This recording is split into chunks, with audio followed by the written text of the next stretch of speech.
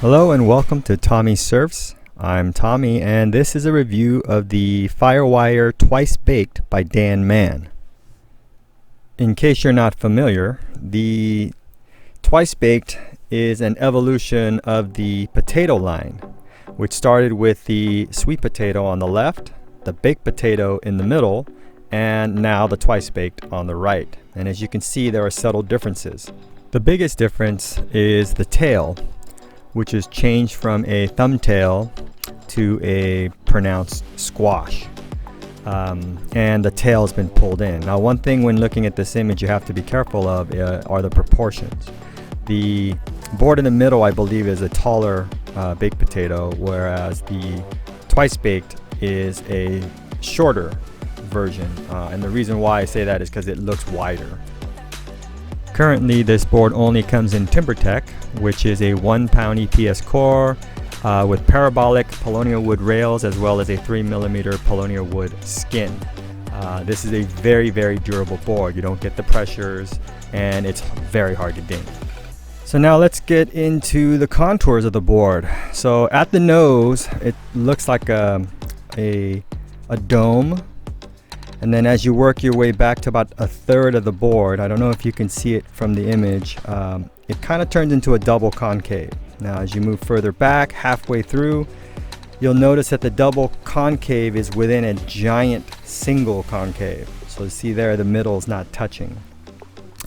And the potato line has this characteristic. They have massive concaves. And this is 2/3 of the way back. As you can see, huge double concave within a huge single concave. Now when you move the straight edge further back towards the front of the very rear fin box, you'll notice it goes back into a double. And from that point on, if you go further back, it starts to become a spine, creating two single concaves on either side of that spine. I don't know if they call that a spiral V. I'll have to look into it, but that right there makes the board very easy to go rail to rail. Okay, so let's get into it. I am riding the 5.3 21 1/4 by 2 3/8, and that board comes in at 31.6 liters. I'm 5'8" and I weigh 145 pounds. Now, when you think about a groveler, what is it that you're looking for? You just want a board that's gonna get you into the smallest waves possible, but still make you feel like you are surfing it relatively close to how you normally would surf. And this 5.3 does that for me. And if you've watched any of my other videos, you kind of know how I surf. Honestly, I would have bought the 5.1. However, if I bought the 5.1, I believe the overlap would be too close to my seaside. Oh, here I wasn't trying to snake my friend. I just wanted to film him. So for those of you who don't know the difference, that was me snaking versus dropping in. I know a lot of people think dropping in is snaking, but snaking is being sneaky, right? And the idea is if you paddle under someone and turn around when they already are paddling for the wave and it's their wave, that's snaking. At any rate, getting back to this, the baked potato, my old baked potato was a 5.1, and here the 5.3, it's hard to compare, but as you can see, it's doing exactly what a groveler should do. It's getting me into waves really easily and really early for these small, crappy kind of closeouts. And it's allowing me to get a little bit of speed and get off a maneuver or two. So, not the best off the lip, but I think if I were surfing my seaside, it'd be too soft and I don't even know if I would have had the speed. So here I get a little bit more speed, decent off the lip.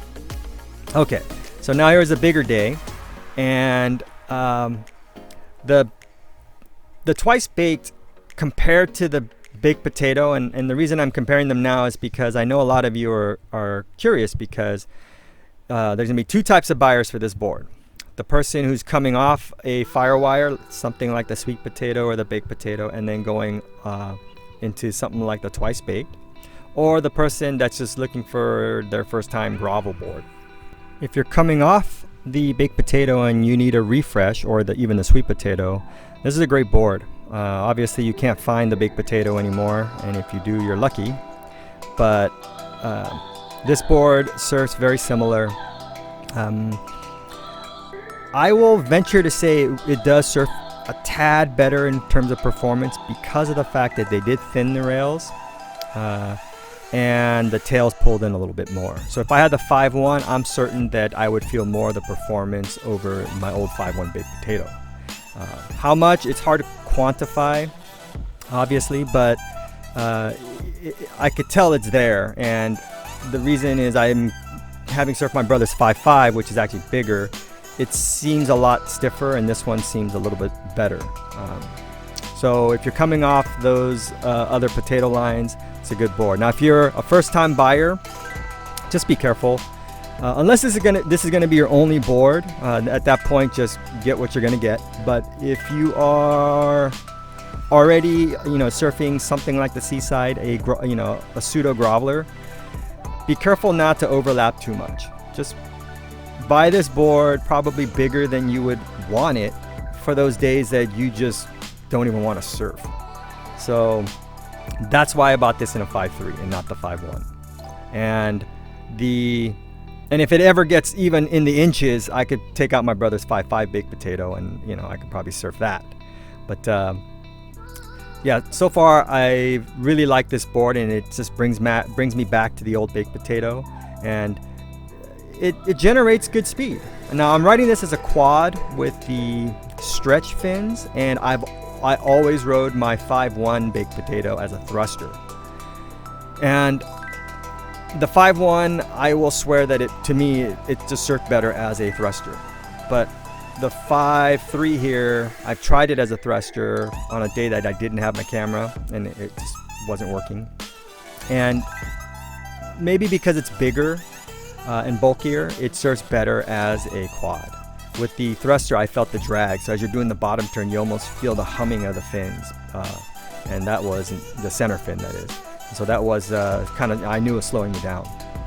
But here's my third day on the twice baked, and wanted to do an air, but I didn't have enough speed, and the board's a little heavy for me, so it's again, it's bigger. I'll get used to it though. Anyways, I recommend having a groveler, period. It doesn't have to be this board, but based on how you've seen me surf this and probably my other boards, you can make that assessment. But the reason why a groveler is super important is because on smaller, weaker days, what a groveler really does too is it slows your surfing down. So on a section where, a performance board, the way, an intermediate and someone like myself just, bridging the gap between intermediate advanced, it's too narrow to get a good turn off. So having a wider board that can maintain its speed, it basically slows your surfing down and allows you to do good roundhouse cutbacks where you normally wouldn't be able to. And in fact, I don't have it on film, but I literally learned a really good top turn, something that I wasn't doing on any of my other boards. So it really makes sense to have a board like this. So wrapping it up, I'll just say that I'm very happy with my purchase. If I had all the money, I would probably get the 5.1 as well. But ultimately it boils down to how you want to round off your quiver. So if you got your only board's a performance board, you have room there where there's no overlap, so you could get the smaller of the twice baked and get a little bit more performance out of it. Or if you have something like the Seaside that kind of is the intermediate board, then you go with a bigger groveler.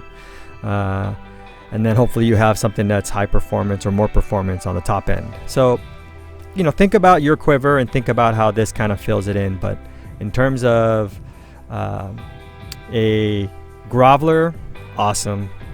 I can't say enough about it. And if you are looking for a bigger board, as because you're learning, this would be a great first time board too. Coming off the wave storm, just go buy a taller twice baked. Thanks for watching, guys. I really do appreciate it. If you haven't already, please like and subscribe. And on account of I'm out of funds, I probably won't be reviewing too many more boards for a little while, so I'll think of some other videos and how-tos maybe Maybe even bring up that top turn that I learned, and hopefully I'll get it on film. All right, so have a good one, and Merry Christmas, Happy New Year.